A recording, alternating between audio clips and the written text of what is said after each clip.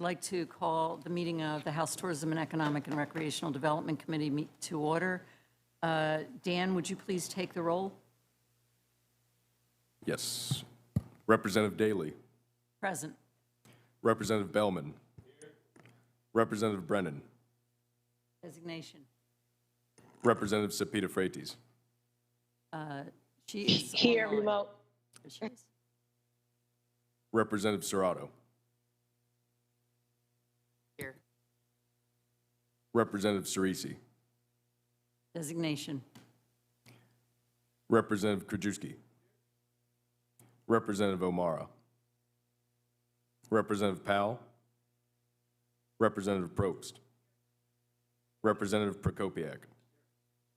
Representative Sappi. Designation. Representative Takic. Designation. Representative Young. Representative Oberlander. Here. Representative Armanini. Representative Barton.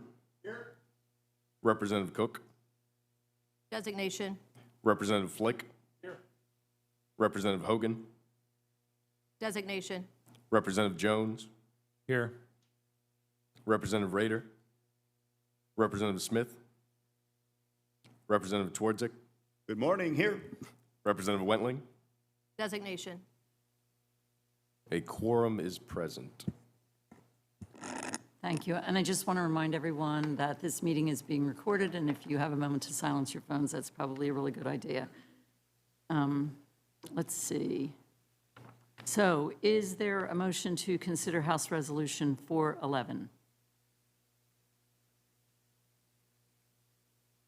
Thank you. Is there a second? All right, we've got that. Let's see. All right.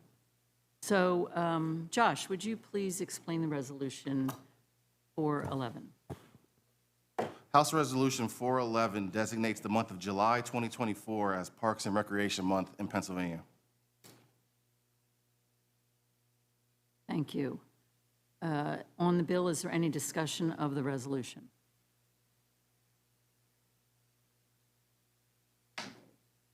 No? All right. And any comments, Madam Chair? All right. I see that Representative Fleming is here. He's the prime sponsor. Do you have any comments you would like to make? Thank you. Okay.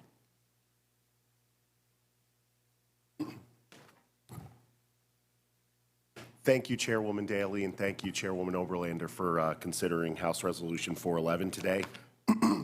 According to the National Recreation and Park Association, spending time in a park provides a variety of physical and mental health benefits, including opportunities to exercise, play sports, hike, swim, and enjoy a variety of activities.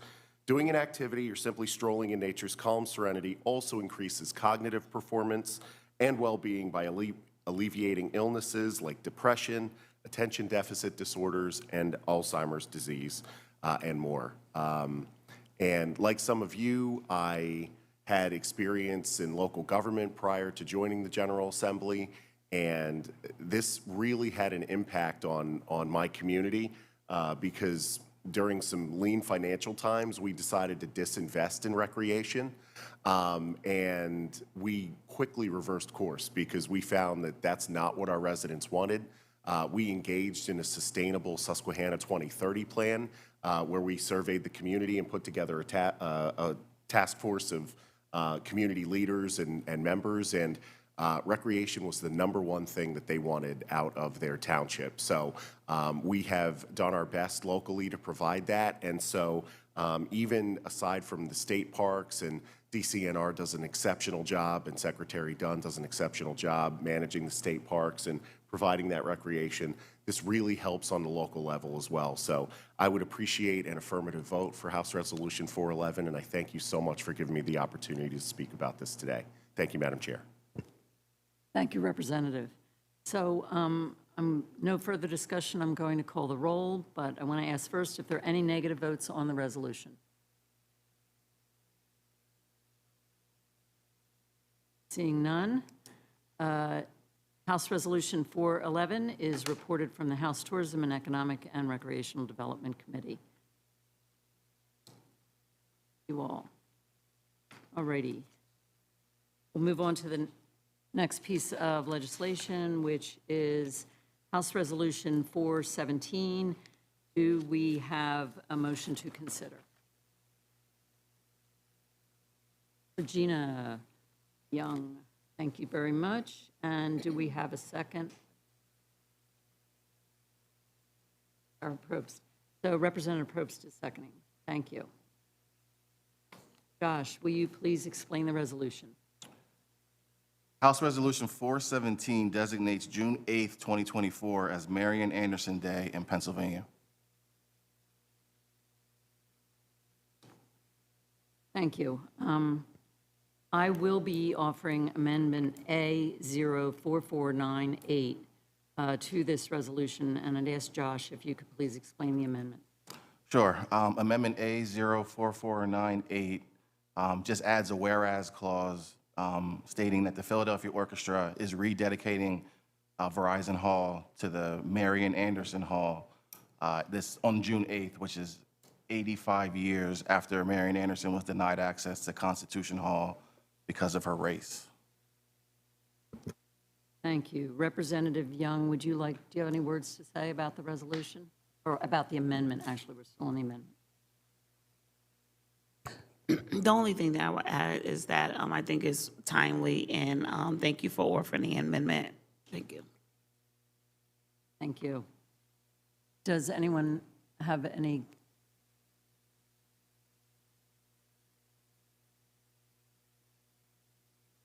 Yeah. Oh, you're right. All right. We actually need a motion to adopt the amendment. I have Representative Armanini. Is there a second? I'll second. Thank you very much. Is there any discussion on the amendment? All right. Any comments, Madam Chair? Right?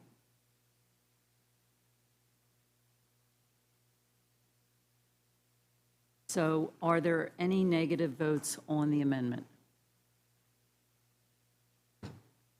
Thank you very much. So that, let's see, no negative votes. With no negative votes showing, we can say, so the amendment passes. And we can move to the resolution. Is there any comment on the resolution? Representative Young. So for the sake of time, I did pass out fact sheets regarding Marian Anderson, and I do believe it's a timely resolution to offer, especially with the opening of the venue in the hall and at the Kimmel Center. I think it's very important, especially in 2024, as we're talking about making sure that people are included in all areas of history and how we honor their contributions to what they added to, in this particular situation, to music and her artistry. I just think it's an amazing opportunity for us in the House, in this committee, to honor Marian Anderson by saying we see you and we appreciate all that you have attributed to our society, especially in the state of PA. So thank you. Thanks, Representative. Madam Chair, do you have any comments? Anyone else want to make a comment on this resolution? All right. With no further discussion, we can call the roll, but I'm going to ask if there are any negative votes on the resolution. Thank you so much. So with that, their House Resolution 417 is reported from the House Tourism and Economic and Recreational Development Committee as amended. All right. We can move on to the next piece of legislation, which is the House Resolution 426. Do we have a motion to consider?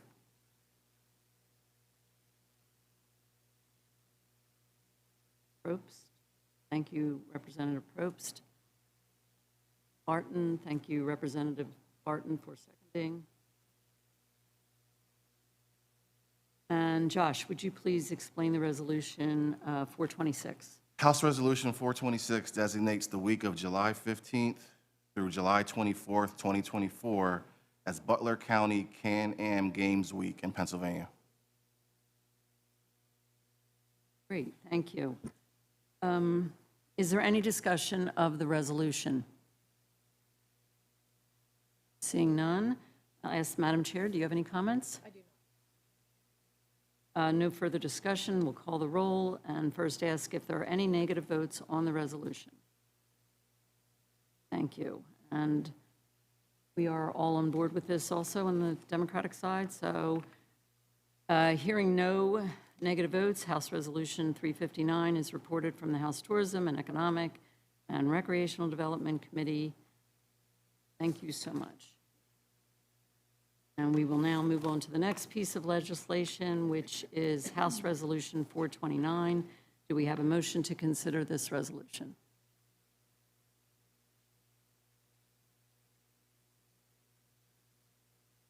So that was motioned by Representative Probst and seconded by Representative Powell. Thank you very much.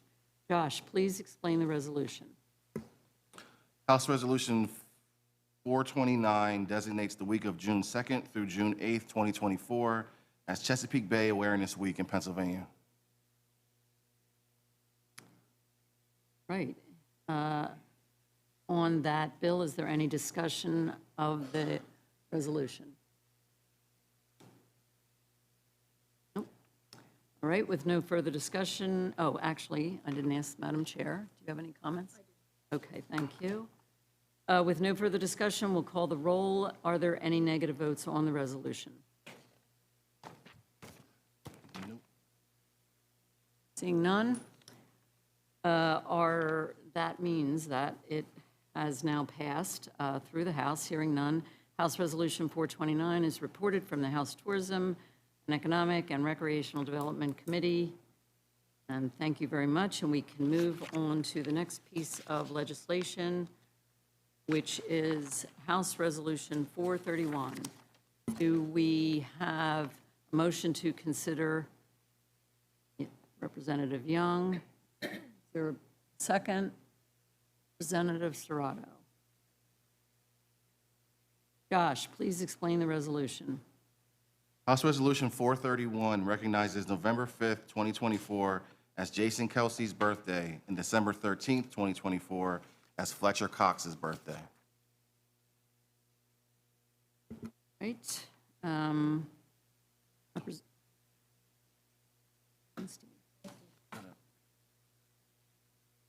see that Representative Hohenstein is here, and if you would like to make any comments, now is the time.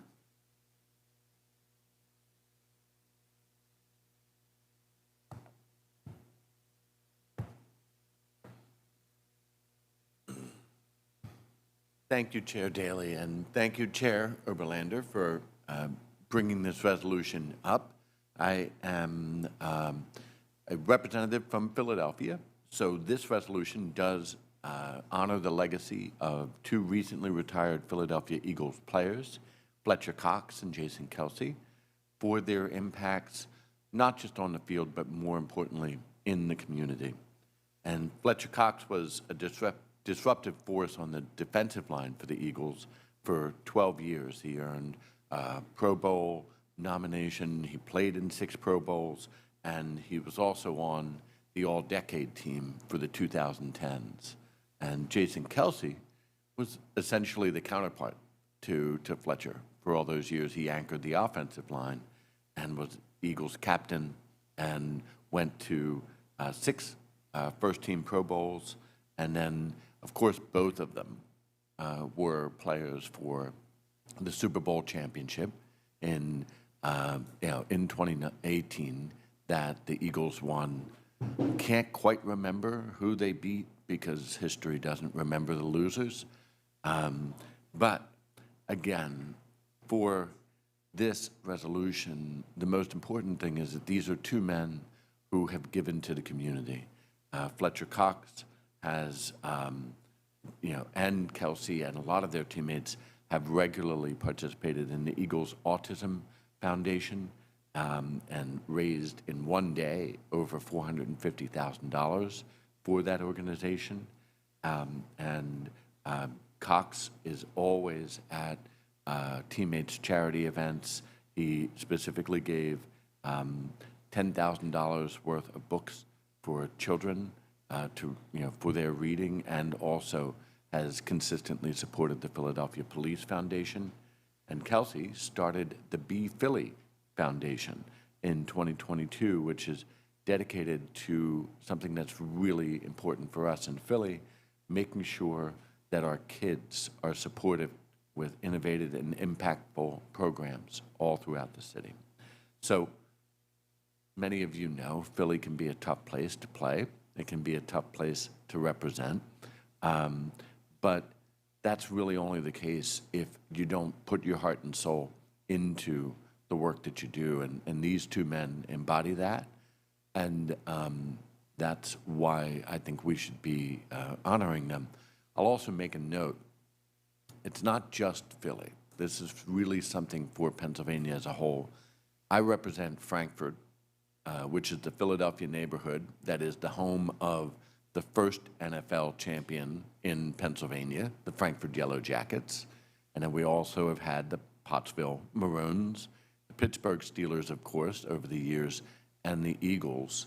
And the idea that our sports teams are places where we can have pride in the place that we live in and that we love, and be able to show that to the world. And again, to be able to do that in ways that are both on the athletic field, but also in the neighborhoods, in the communities. That's really why I think this is a worthwhile resolution to recognize the birthdays of Fletcher Cox and Jason Kelsey. So I'm asking the committee for a yes vote on these, and would appreciate all the support that you are willing to give. Thank you, Representative. Now, does any member of the committee have comments or questions? Not questions, actually. Okay, Madam Chair. Thanks. Thank you, Representative, for bringing the resolution to the committee. It's certainly not without respect for you or for the two gentlemen. However, I think that it's a bad precedent to start naming birthdays after particular individuals. I do come from the western part of the state where we have 6 rings, and we have Franco Harris, Lynn Swan, we have Dan Marino, who was born there, we have Charlie Batch and Rocky Blyer and Mean Joe Green, and we have a lot of professional sport teams in the Commonwealth. And for those reasons, they're great people. I don't think we should be naming birthdays after them. So I will be a no, and certainly appreciate my members voting however they feel they need to vote. Thank you. Thank you, Madam Chair. So, okay, all right. Okay, so are there, with no further discussion, I'll call the roll. Are there any negative votes on the resolution? Okay, so, Dan, would you please call the roll?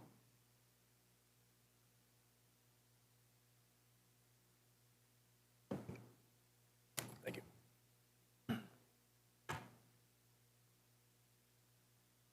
Representative Daley, Yes. Representative Bellman, Representative Brennan, Yes, by designation. Representative Cepeda Freites,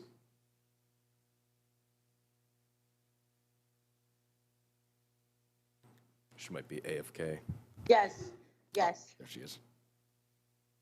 Representative Serrato, Yes. Representative Cerisi, Yes, by designation.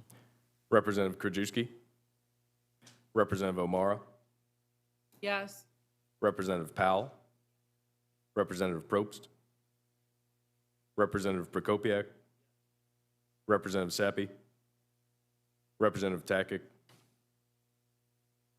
Yes, by designation. Representative Young, Representative Oberlander, No. Representative Armanini, Representative Barton, Representative Cook, No, by designation. Representative Flick, Representative Hogan, Yes, by designation. Representative Jones? No. Representative Rader? Representative Smith? Representative Twardzik? Yes. Representative Wentling? No by designation. Thank you.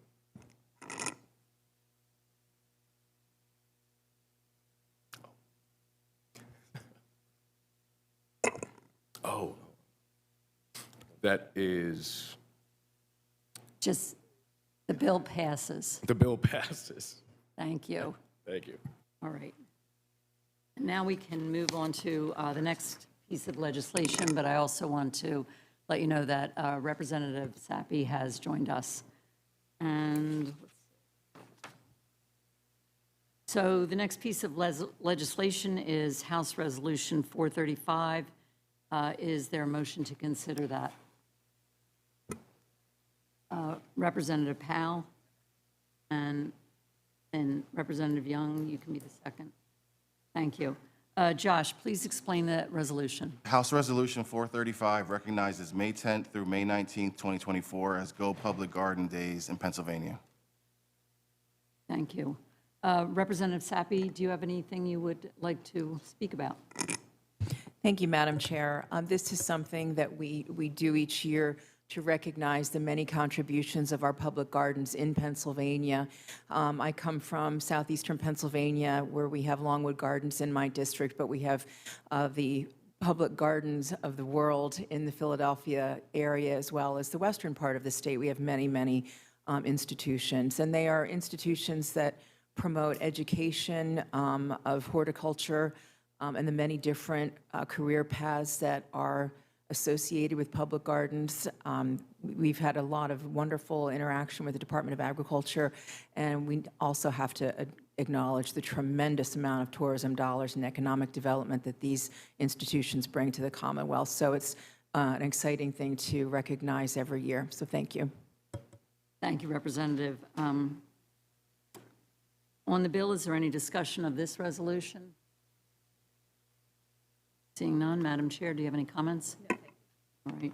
I just want to add in that I'm really very happy to have this resolution in front of us today. I think it really is an important aspect of what the horticultural folks actually add to Pennsylvania, both if they're in our neighborhoods or if it's a place that you want to visit, because we have to remember, you know, Pennsylvania is the great American getaway, and gardens are a nice place to get away, too. So we'll add a little plug for the new slogan. All right. Madam Chair has no comments. Let's see, are there any negative votes on the resolution? No negative. All right, seeing and hearing no negative votes, the resolution passes and is reported from the House Tourism and Economic and Recreational Development Committee. So that concludes our business for today's committee meeting. I'm going to gavel us out, and I'm going to now gavel us right back in to a very interesting information meeting that we're going to be having. And I know a number of members have to leave. I have to leave for a short period of time to go to another committee meeting. But Nathan Regnier, did I say your last name correctly? Regner. Oh, thank you for coming, and we also should take a roll for this meeting, and Dan, you're up for the roll for the information meeting. Representative Daley? Present. Representative Bellman? Designation. Not here. Oh, I'm sorry. He's on leave. Leave now. Oh, Representative Bellman is on leave. Representative Brennan? On leave. Representative Cepeda Freites? On leave. Representative Serrato? Here. Representative Cerisi? On leave.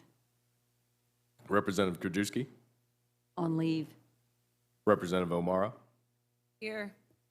Representative, oh, Representative Powell, On leave. Representative Probst, On leave. Representative Prokopiak, Representative Sappi, Representative Takic, Representative Young, Representative Oberlander, Here. Representative Armanini, Leave.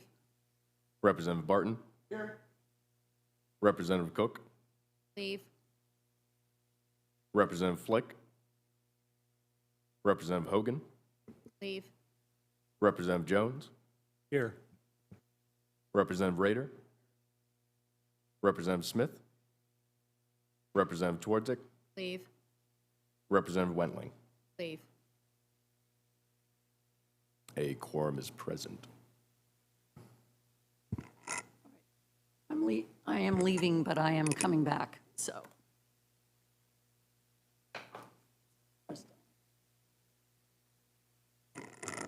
Go ahead at your convenience. Good morning. Thank you very much for having me here today. My name is Nathan Rigner, and I'm the Director of Outdoor Recreation for the Commonwealth of Pennsylvania. I direct Pennsylvania's Office of Outdoor Recreation, and I very much welcome the opportunity to share some thoughts with you today. I want to introduce the office to you. It's a relatively new element of Commonwealth government, and I want to share with you the directions that, that we see the office moving in the coming years and invite your thoughts along the way. I encourage you to be active, and please let me know if you have a question. Happy to stop and talk with you at any point.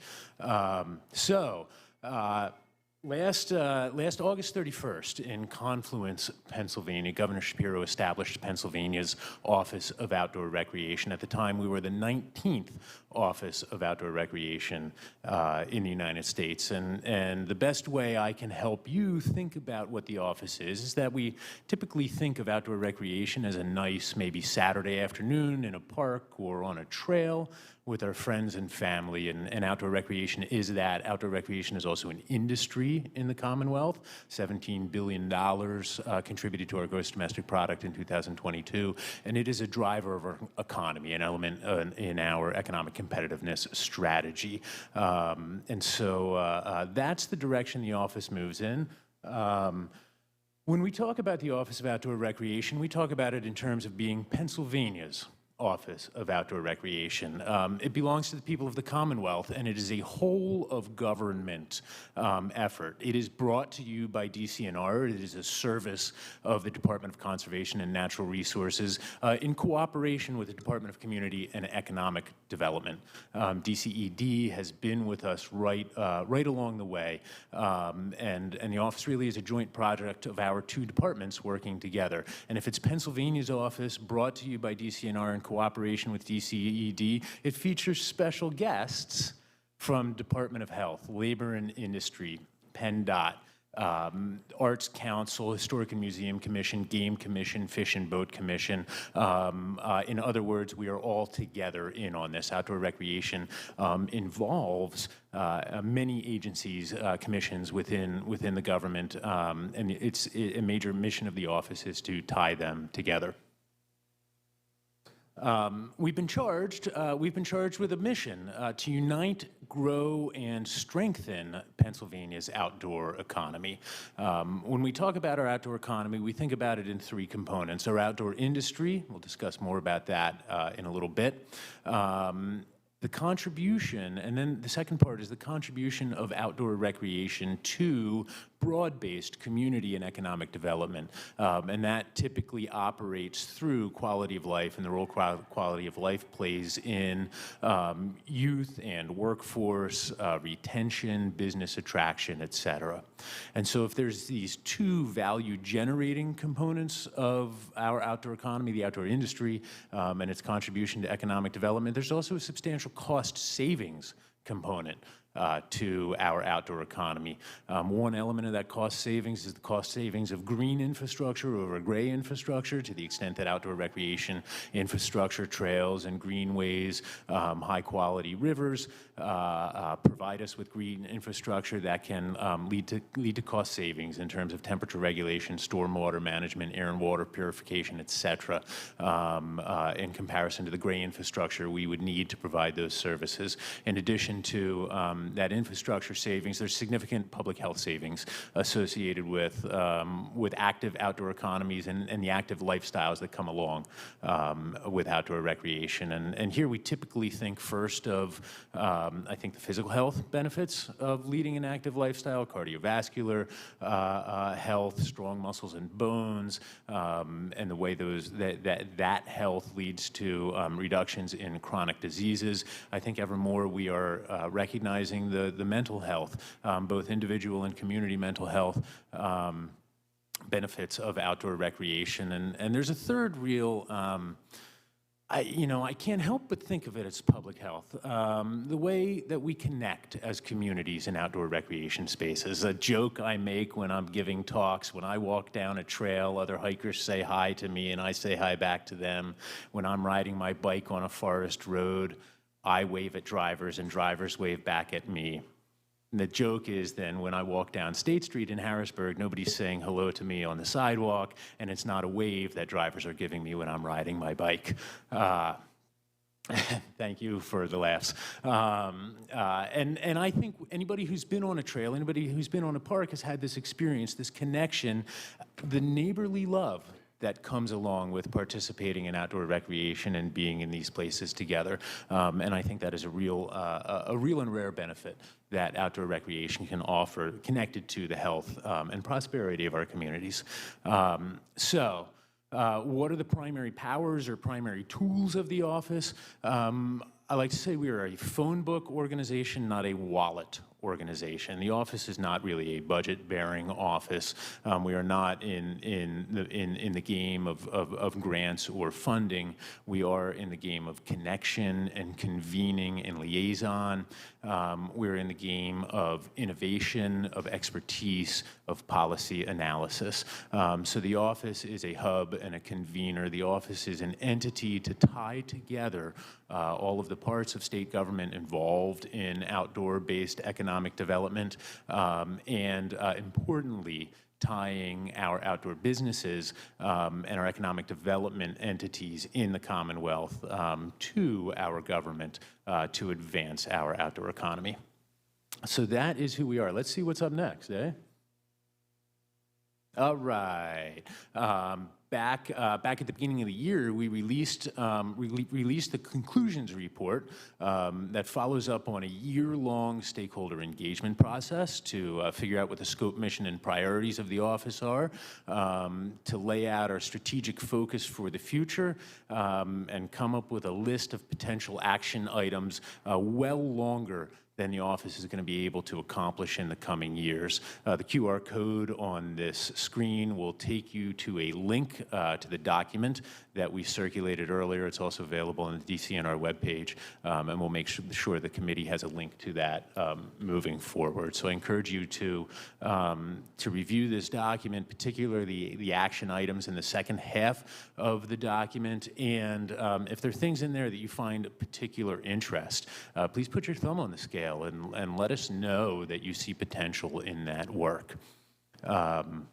In establishing our office, both in establishing our vision and then formal establishment of the office by Governor Shapiro, Pennsylvania joined a national movement, now a national movement of 22 state offices of outdoor recreation, and we have been voted into and signed the accords for the Confluence of States, which welcomes Pennsylvania as a member of the national community of offices of outdoor recreation.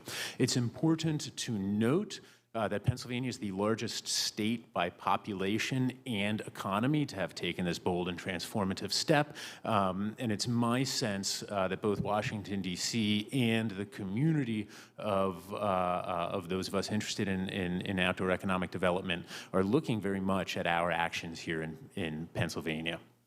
There is no other, as I mentioned, no other state our size, no other state as industrialized or with as much economic and social diversity as we have in Pennsylvania who's taken up this work.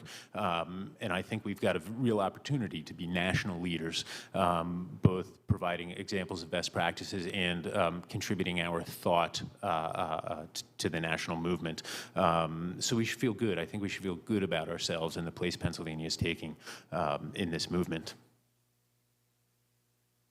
Okay, core strategy area number one. We've got 3 core strategy areas that we're focusing on. The first is to build capacity for our outdoor industry. We need to do that by helping our outdoor industry organize. We need to do that by developing our outdoor workforce. And we need to do that by communicating the value of the outdoors.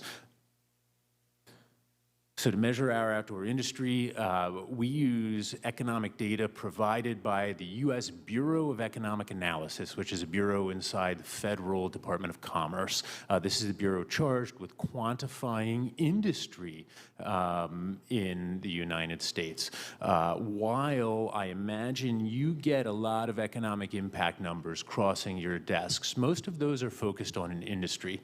They put an industry in the center of the analysis and draw the biggest circle around it possible. And this is a good way to understand and particularly to advocate for a particular industry. However, if we want to understand our economy and we're making policy decisions based on the interplay of sectors, I think the data coming out of the U.S. Bureau of Economic Analysis is useful data. It begins with our economy as a whole as the center of the analysis, and then slices our economy up into its component parts and attributes each of those parts to the industries that generate the productivity. So for our industry, for our outdoor industry in Pennsylvania, data out of 2022, which is our most recent data, $17 billion, that's 1.8% of our gross domestic product during 2022, 164,000 jobs in Pennsylvania. Now, these jobs exclude proprietors of businesses, and we know most of our outdoor businesses are small proprietorships. It also excludes 1099 independent contractors, and we know there's more and more gig workers in all of our industries moving forward. And so there's well more than 164,000 Pennsylvanians who are making their livings off of outdoor recreation. I hate this. I hate this. In 2001, we were number 6 in the country. In 2002, we slipped to number 8. Ohio and Washington, they're growing faster than us. We ought to get on the pedal and reclaim our spot in line. Let's see what's next. Okay, I know what's next. When we look at outdoor recreation as an industry in comparison to other industries within the U.S. Bureau of Economic Analysis data, we see its relative significance. And I know some of this data might look different than much of the data you may be used to looking at.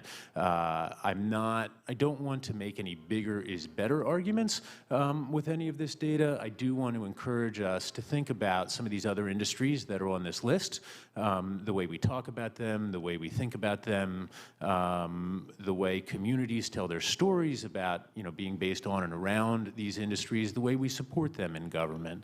And I'd like you to ask the question, what would happen if we supported outdoor recreation? What would happen if we thought about outdoor recreation as an industry, the way we think about some of these other industries? Where would they go with us? Where would it take us?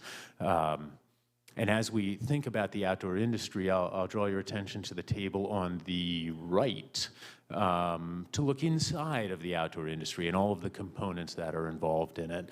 I know when folks think about the economic contribution of outdoor recreation, typically travel and tourism is the first place we think about.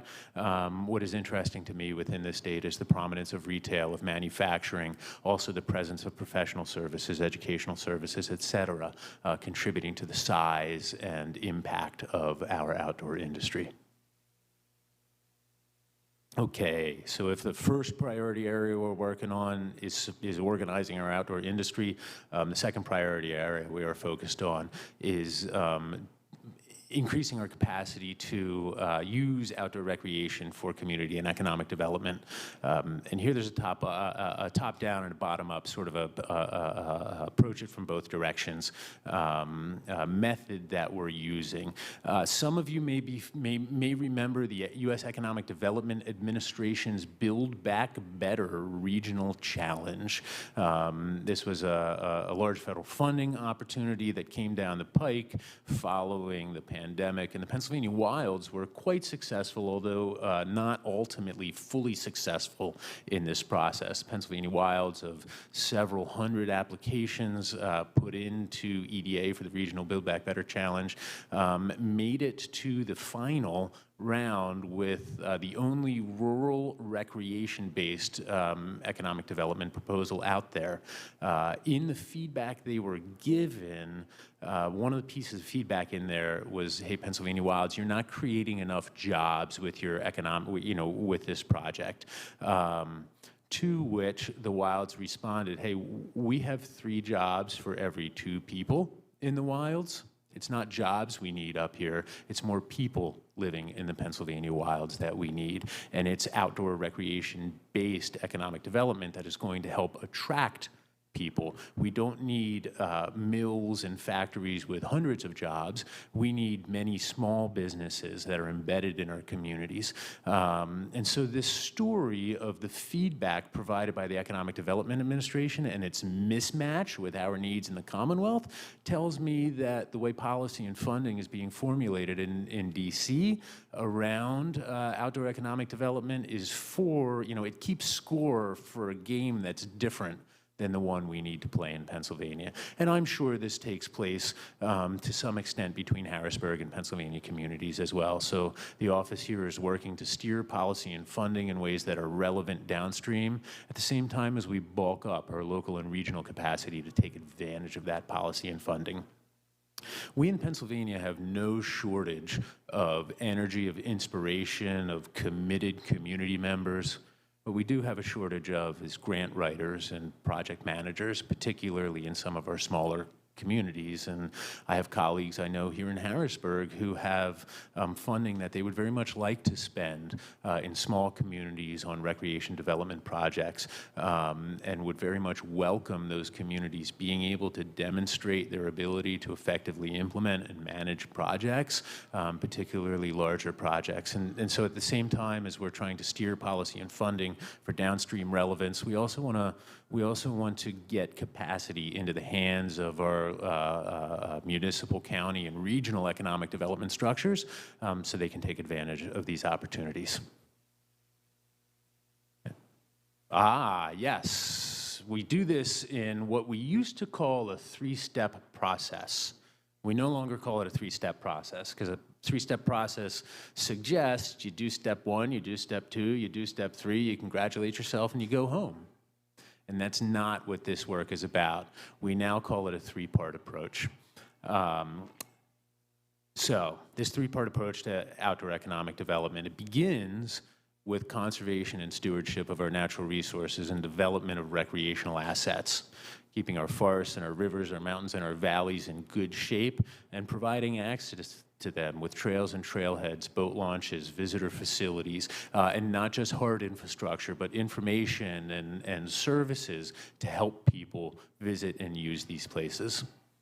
Once we have our natural resources conserved and our recreational assets developed, then we typically see outdoor and tourism industries develop in these places, visitors showing up, guides and outfitters, rental and retail shops open, breweries and restaurants, ice cream shops, lodging, et cetera. This develops a thriving outdoor and tourism industry in our outdoor towns, which makes them, quite frankly, great places to live. And when they're great places to live, then we see new businesses, new residents moving to town. We see youth and university graduates staying. We see remote workers relocating. There are stories we can tell about this all around the Commonwealth, from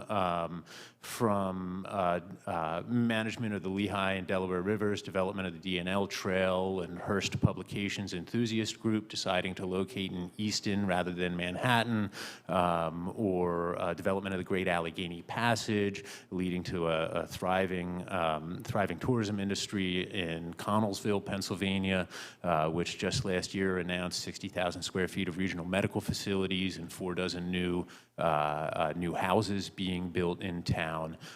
We see this approach getting traction all around the Commonwealth and have enough success stories now that we can really work systematically on this project. But as we talk about our industry and our economy, we can't forget about the humanity in all of this work. And the real reason why we go outside is because of the good things it does for us, the good things it does for our health, for our well-being, for our mindsets, for our communities. The statewide comprehensive outdoor recreation plan data that went into the last version of that documented 93% of Pennsylvanians engaging in outdoor recreation at least once a year. That's pretty good, but at the same time, we know that there are tremendous inequities, exclusivities, and inaccessibilities within our outdoor recreation system, and we need to address those for Pennsylvanians of today. I mean, those of us with the least resources, I think, are the ones that can benefit from our outdoor spaces and experiences the most. And as we are working on those, as we're working on making our outdoor system more accessible and more inclusive today, I think we also have an opportunity to focus on the future. I work within DCNR for Secretary Dunn. Secretary Dunn's a wonderful secretary, but what I can tell you is that the Secretary of DCNR we're going to need in 2050 or 2060 is different than the secretary we need for 2024. And those people, those leaders in government, those leaders in industry are beginning their careers today. And something the office wants to do is ensure that the outdoor leaders we need for tomorrow, and not just for tomorrow, but next decade and next generation, have opportunities, know that there are opportunities first and foremost, and then are able to take advantage of those opportunities moving forward. And so if these are our three primary sort of strategic focus areas, the outdoor industry, community and economic development through outdoor recreation, and inclusive and equitable and well-being through the outdoors, I'd like to talk you through a couple of the projects or initiatives we have coming up here in the next year. So the first project we're working on is to grow a Pennsylvania Outdoor Business Alliance, or a chamber of Pennsylvania outdoor businesses. So when we talk about our outdoor industry, what is part of it? We're breaking it down into the 3 Ps: producers, providers, and professionals in outdoor recreation. So our producers are our designers, manufacturers, distributors, retailers, and repairers of clothing, vehicles, and equipment.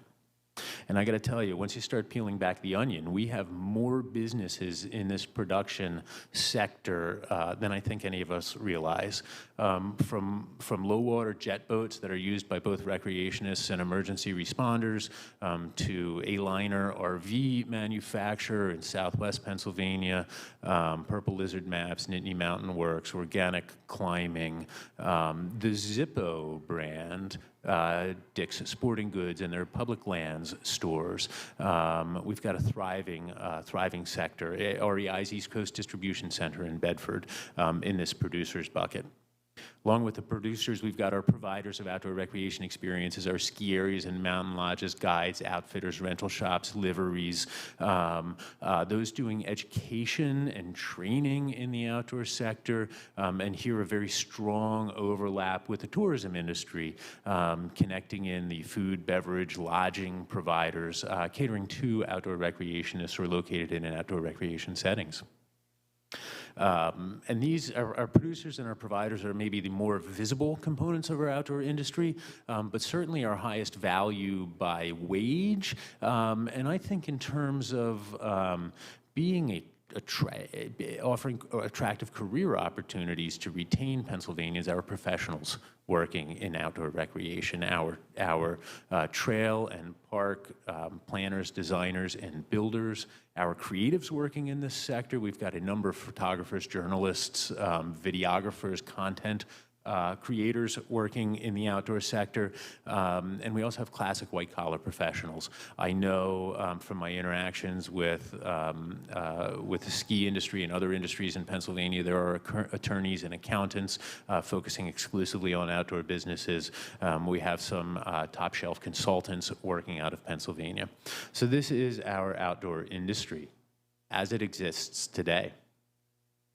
Looking at the national playbook for advocacy around and support for outdoor-based economic development, we see a structure where at the state level, a state office of outdoor recreation working the policy angle is partnered with a state outdoor business alliance representing business interests in the outdoors. Each of our organizations, a state office of outdoor recreation and a state outdoor business alliance, aggregate at the national level through the confluence of states and the State Outdoor Business Alliance Network. And together, we connect with our national industry partners, the Outdoor Recreation Roundtable and the Outdoor Industry Association. And it is this structure that really has gotten the outdoor economy ball rolling around the country, and that can both empower us here in the Commonwealth and to which the Commonwealth can deliver leadership moving forward. We look at the map of where outdoor business alliances exist right now. We'll note that Pennsylvania is not colored in, and that's a problem. We've got to join this party, and we've got to get our outdoor industry organized. So what kinds of issues do outdoor business alliances focus on? I've tried to arrange these along a spectrum. At one end of the spectrum, there's the classic stuff to which businesses typically say no thank you to. Permitting, regulatory, trade barriers, whether these be tariffs on import of manufactured goods, challenges guides, outfitters, content producers have being permitted to conduct their business, regulatory issues around chemicals used in manufacturing, et cetera. These alliances, in addition to this no thank you kind of stuff, these alliances often advocate for the yes please sorts of efforts that come out of government. Things like workforce development programs, apprenticeship, on-the-job training supports, business incubation and technical assistance for entrepreneurs, access to capital, this sort of thing. Outdoor business alliances often are heavily involved in expanding the outdoor clientele. We got more people recreating outside. We have more opportunities to sell goods and services, which is good for outdoor businesses. They often advocate for the role of outdoor recreation in community and economic development, as well as get into some effective corporate social responsibility with advocacy for conservation, stewardship, development of outdoor recreation assets. Ooh, let's go back one. Let's go back one. I jumped ahead of myself. So let me give you a little bit of a rundown of where we're going with this in Pennsylvania. So back in March, Governor, up at Gilson Snow in Selinsgrove, manufacturer of custom skis and snowboards using Pennsylvania hardwoods, Governor Shapiro kicked off our Outdoor Business Alliance project. With coordination from the office, we've matched both state and federal funding from the Appalachian Regional Commission through the Southern Alleghenies Planning and Development Commission to kick off a planning project. Over the coming year, we're going to be working with a consultant to determine what is the need for an outdoor business alliance, what do Pennsylvania outdoor businesses need from advocacy in Harrisburg, and how does that advocacy organize with the other entities already at work in Harrisburg. This project is going to be guided by a steering committee. The steering committee has membership from the Pennsylvania Chamber of Commerce, the Pennsylvania Restaurant and Lodging Association, the Ski Area Association, the Your committee is represented on the steering committee, as well the Pennsylvania Economic Development Association, as well as about a dozen outdoor businesses. So over the coming year, we're going to be calling all Pennsylvania outdoor businesses forward, asking them what they need, analyzing the models from other states, and figuring out what the right model for representation of the outdoor industry in Pennsylvania is. I do not know what that looks like yet. I do not know if that will be a standalone organization, if it will be a focus area within an existing organization, a network of practice. We're going to follow the data and go where it leads. But this time next year, I hope to be introducing you to a new Pennsylvania Outdoor Business Alliance, helping to represent our outdoor businesses and grow their industry in the Commonwealth. So priority 1A for the office is get this Outdoor Business Alliance off the ground. Following the Outdoor Business Alliance, an initiative we're going to start working on this summer and fall is to start thinking about outdoor innovation hubs in Pennsylvania. What are outdoor innovation hubs?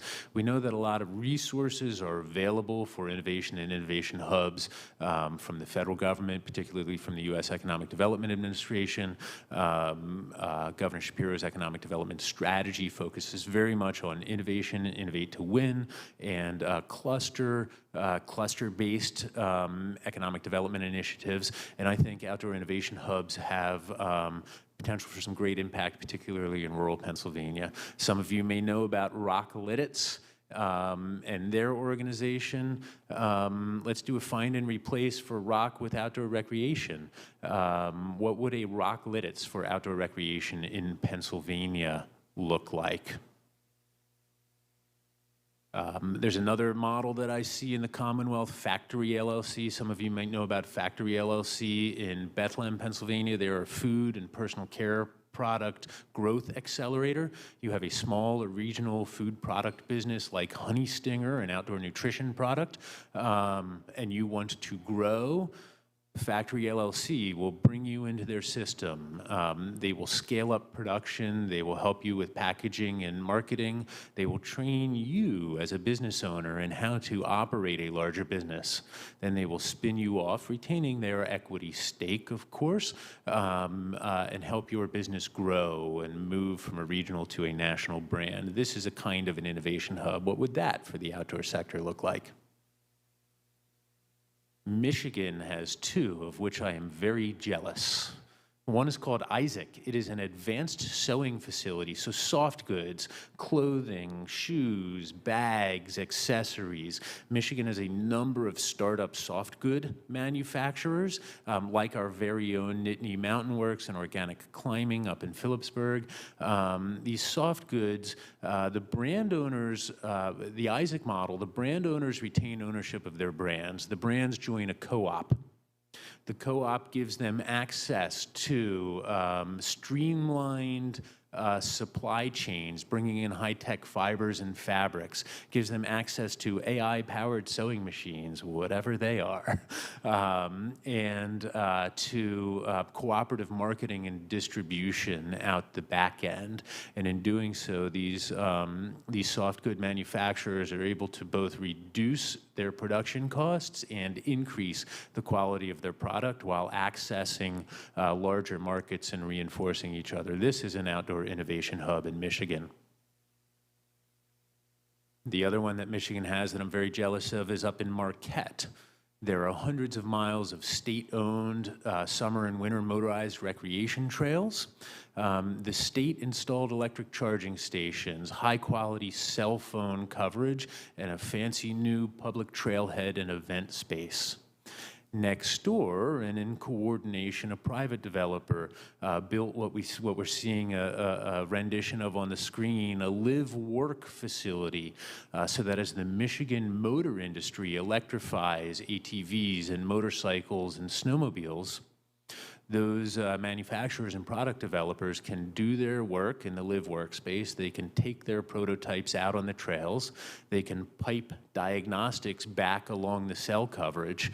Meanwhile, recreating users taking advantage of the new trailhead and event space are able to rub elbows with skunk works of the motorized recreation industry, get excited about that, and the product developers are able to keep tabs on the latest trends among users.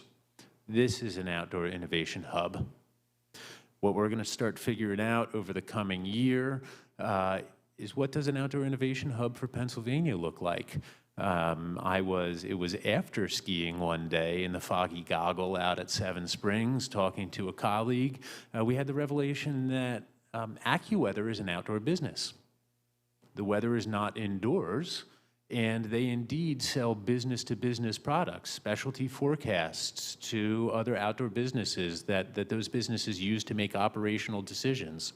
A week later, I was relating this revelation to a colleague from the Ben Franklin Technology Partnerships who told me about a company they have an investment in that is improving the accuracy of 45 to 60-day weather forecasts. Imagine what we could do with a 70% accuracy in a weather forecast 45 to 60 days out. Is our outdoor innovation hub in Pennsylvania built around weather modeling and forecasting? I don't know. Governor Shapiro's budget proposal includes significant investments in trails, natural surface trails in our parks and forests. There is a national wave of new design and construction techniques being developed around natural surface trails and mountain bike trails. A lot of that is coming out of Northwest Arkansas.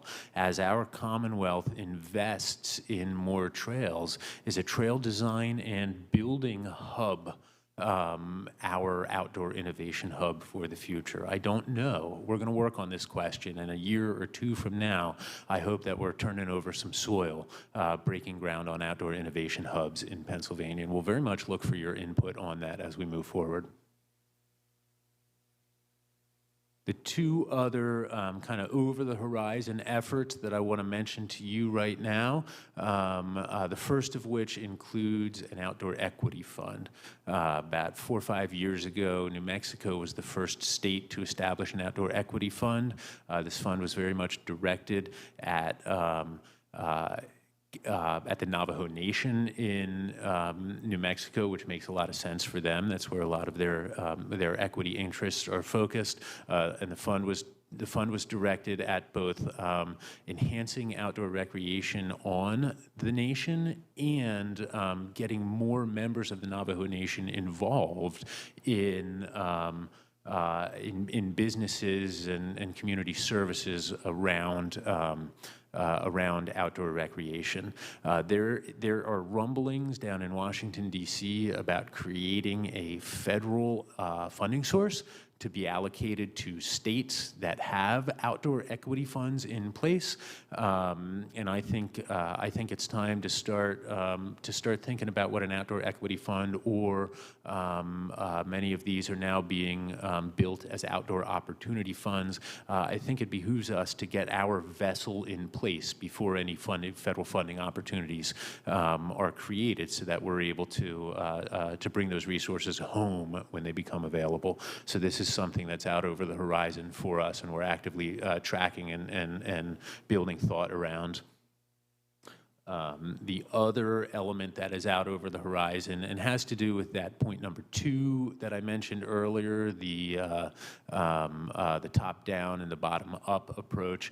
We're looking to build the capacity, particularly of our county and regional administrative structures, to take advantage of outdoor economic development. The map that you see on the screen is a map of the local development districts. The local development districts are a subset of our regional economic development organizations. In Southeast Pennsylvania, we've got the Delaware DVRPC, the Delaware Valley Regional Planning Commission. There's CREDIC here in South Central Pennsylvania. There are organizations in the Lehigh Valley as well. But these sort of regional multi-county economic development organizations are emerging as a real sweet spot for capacity enhancement. They're large enough to have professional staff with sophisticated expertise.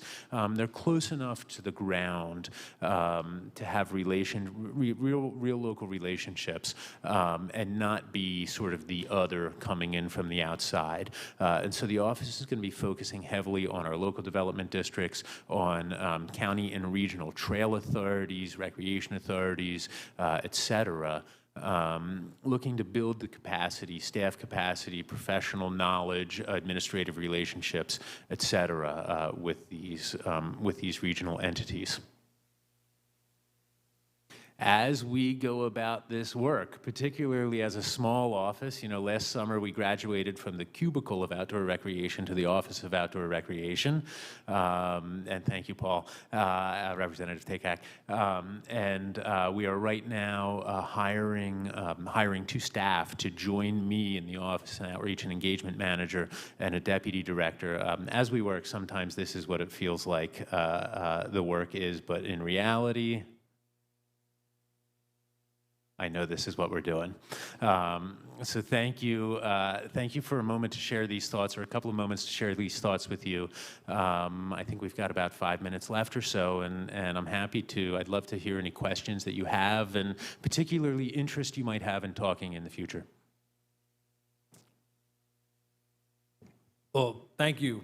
Obviously, your passion for this is evident, that you can just speak about it so from the heart for that long, but it was incredibly valuable information. I'm excited about what you've laid out and what's happening. Going way back in your presentation, there was a slide on macroeconomics done by, I believe, a national... U.S. Bureau of Economic Analysis? Yes. Yep. And I had noticed, this is a great publication that you put out here for the report and roadmap for growing outdoors. Outdoor recreation, and it talks about the $17 billion secret. But in that macroeconomics presentation, they lumped in hunting and fishing with ag, and I noticed that separation on their report. But throughout this, I do see, representations of fishing and hunting. Yep. Coming from that community and knowing that hunters and anglers are probably some of your best environmentalists. I've personally been involved with Ducks Unlimited and other hunting organizations that actually are very much interested in preserving the environment, protecting the environment, so that they can continue to harvest, the animals and the fish that they pursue. So with that in mind, I guess my question is, how is there a concerted effort to involve hunting organizations, fishing organizations as part of that outdoor recreation here in Pennsylvania? Absolutely is the short answer. Okay. There's 2 other things I want to say. One, in that data, and unfortunately can't fit all the words on the slide we want. That hunting and fishing that's lumped in with ag is commercial hunting and fishing.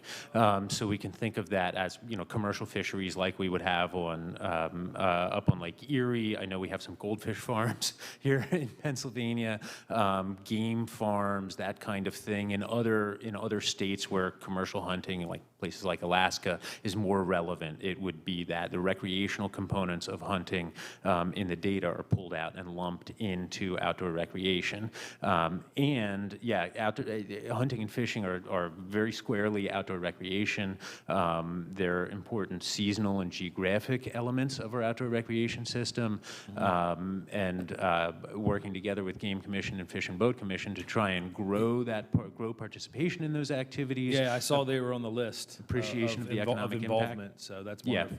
Yeah. Okay, so that's interesting. So that was actually a breakout of commercial hunting and fishing. Yep. Okay, wonderful. That explains it. Thank you so much. My pleasure. I like the data. Yeah. It's interesting numbers. Wonderful. Thank you. Thanks. I'm going to tell you right now, Representative Takak, Representative Brennan, and Representative Oberlander have questions, so go. I don't have a microphone. In case anybody's watching. Thank you very much for the presentation. You know, one of the things you talked about was just basically kind of being a clearinghouse and being a connector for all of these things. I just wondered if you could talk about just gathering the information on all the different organizations. We talked about hunting and fishing, but there's, you know, bike clubs and there's hiking clubs and there's trail racing organizations. You know, with the folks that you're hiring, is that one of the goals, is to just simply catalog all of those and try and connect them? Because that would be really valuable, I think, you know, for folks who are heading out into the Pennsylvania wilds. I agree that those kinds of connections are very valuable. They're largely absent, and we're working hard. We're working hard to develop them. I sometimes say, you know, anybody who's been hiking off trail in Pennsylvania has probably run across an old farmstead with a like gnarly apple tree, and there's apples coming off it, but they're little and they're bitter and they're rotting on the ground. Ooh, no, maybe I. And in some ways, this could be an analogy for our outdoor industry and our outdoor sector, in the sense that it is there and it is productive, but it's a little bit feral. And what we're trying to do is bring that tree into cultivation, fertilize the soil, defend it from pests, prune as necessary, harvest the fruit systematically, distribute it equitably. And gathering us together is an important part of that. We've designated one of our positions as an outreach and engagement manager, because we know that the connection piece, it is a whole full-time job in and of itself. As we were getting the office off the ground, doing the stakeholder involvement to go through this process, we conducted 9 regional meetings around the state, and had a tremendous outpouring of interest. And each and every one of them said, we've never seen this collection, as comprehensive a collection of people getting together to talk about this, and we want to do it more.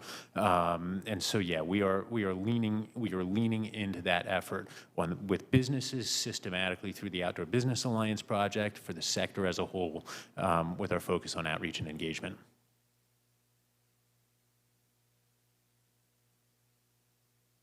Chair Oberlander, you got a question? Thank you. I'll make it very brief. Representative Smith had to leave, but I know he was going to ask this question. What is your interactions with the motorized trail groups and the opportunities that we see in other states occurring with the same people who would like to be out in the wilderness and the wilds and doing all these great things? And now I'm seeing that as part of the Great American Getaway. Come on up to Pennsylvania. Ride your ATVs, your SUVs, your whatever. Yep. Yeah, I'd like to think our interactions are good and growing, but not where we need to be yet. That's a dimension, a sector, a group of the outdoor industry that the office would like to engage with more. We're working connections with manufacturers and dealers, with some of the ATV parks, and looking to build those in the future. Good and positive now, with lots of room to grow. Thank you, and thank you for taking the time today. We really appreciate the information. It's a pleasure. Representative Brennan, and I should also just, for the record, say that Representative has joined us in person earlier. Thank you, Madam Chair. Governor Shapiro's had a number of innovative programs, and this is just one of those areas that I am thrilled with. I mean, it's a small investment, but I think it can have a huge benefit for Pennsylvanians and to our economy. You know, I had the good fortune also, and by the way, I think you picked the right person to run the department. That was an excellent presentation. I was looking forward to it, and you met expectations. Appreciate it, thank you. But I had the good fortune the other day to be with a DCNR secretary and had a conversation about our park system. I represent the Delaware Canal, and we have a way to go on the Delaware Canal. I'm wondering, this is a new office that you're in charge of. How do you see it being an advocate for the spending or the investment that the legislature needs to do in our park system, and to articulate, quantify, advocate for the collateral economic benefit it's going to have? Because I think you know, I'm very eager to invest in our park system because I see that, and I hope your office takes that advocacy role as well. But I'd just be curious of your response. Advocacy for outdoor recreation is one of our primary charges. I think we often think that trails grow in the woods like trees do. We know, however, that they require planning and design, construction, and importantly, maintenance. There's no more common call from our trails community than for resources for maintenance. Everybody loves building new. Fixing up what's broke down is awfully difficult to generate interest around. And so one way the office will be helping to support, I think, the kinds of interests that you're talking about is to broaden the appreciation for the investment needed in this infrastructure, not just on the front end when we're putting it out into the world, but in terms of ongoing maintenance. Another role that the office will serve here is broadening the way we think about outdoor recreation. You know, outdoor recreation is often associated with leisure, with the thing we do when we have free time, or the thing we pay for with the change left in the couch cushions at the end of the year. I think we're beginning to realize more and more that it is as central to our economic development infrastructure, our workforce attraction and retention infrastructure, as schools and hospitals, as roads and sewer systems. I know there are more and more counties listing outdoor assets and opportunities in their packets that they deliver to site selectors. There are more and more retailers, there are more and more realtors that are featuring outdoor assets as they promote properties. And I think something that the office is going to be well positioned to do is to talk about the significance of this infrastructure beyond its role in helping us have a good time. And as we realize that significance, follow it on with the second step of, if it is this significant, then we need to invest in it with a commensurate amount of significance. Yeah, and having grown up in a rural area and also representing some of the prime park space in the state, I've always seen these issues of quality of life tied together with economic success, and I encourage you to continue to what you did today. Tie those things together and showing that there's also a benefit there, so it helps aid our ability to invest in those areas. So thank you. I appreciate that. We'll do our best. That's great. I have a quick question. I think also one of the slides you had, one of the later slides showed a map of Pennsylvania, colored areas, a big gray area.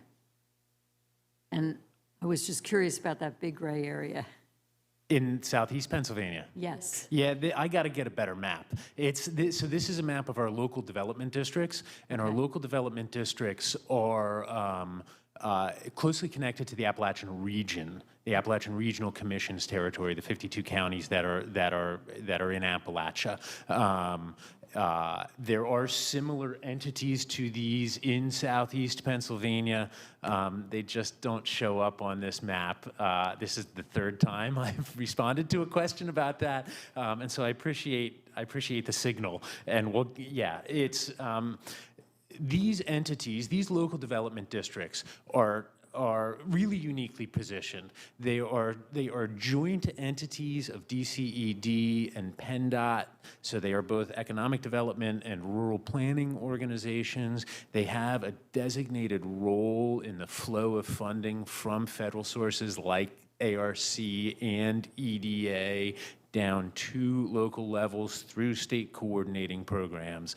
And so they really are excellent fulcrums to use when advancing this outdoor recreation-based economic development. And what is not highlighted here is that there are analog entities in the Lehigh Valley, in southeast Pennsylvania, in south central Pennsylvania. And I'll get a better map for that. It's probably a good idea. Yes. But I thought that explanation, that was really interesting, listening to what they are, because it's not something I'm familiar with at all. So Do they stretch out into the other states also, since there's some federal? Because the Appalachians are obviously spread further than Pennsylvania. Yep, all of these 7 local development districts, plus our 3 other regional economic development organizations, are all members of a national NATO, NADO, the National Association of Development Organizations. So they have, every state is going to have them tuned for their particular needs, but they do plug in a national network. And I'm going to throw out a shout out to Jill Foys, the president of Northwest Commission, who serves on the board of directors for the national organization and represents us well there. That's great. And is there any chance you can share this presentation? I would love to be able to just go through it for the parts I missed. Absolutely, particularly if you give me a day to get a new map in there. You have the day. Thank you. You actually have till the end of the week. All right, I appreciate that. Thank you. Thank you so much for being here. Did anybody else have any questions? There's not, Chris. Representative Sappi. Just a comment. Thank you so much for this information. This is fascinating and it's exciting. I'm in the southeastern part of the state also, where we actually, in my district, have a tremendous amount of outdoor recreational opportunities, but I think there's definitely room to make them more economically advantageous for a wider group of people. So I'm also very interested in like what could happen in the rest of the state. It would be just outstanding. So really looking forward to working with you on this. I appreciate your interest, words of encouragement, and I hope I can visit with the committee regularly and keep you posted and get your thoughts. Okay, thank you so much. It's typical that you lose people as they're going along, because when I was just down on the Commerce Committee, there were a lot of members who were also here for the earlier part of our meeting. So it's just balancing our schedules. So I really do appreciate your being here, and look forward to the work that you're going to be doing in the future, because I think, to me, it's exciting. And as I said, we're going to try and get the name of the committee changed to Tourism, Recreation, and Economic Development. And I think that will be better, and we'll work for that for next session. That's our little job for next session. It's always nice to have action items. Yes. Thank you you so very much. much.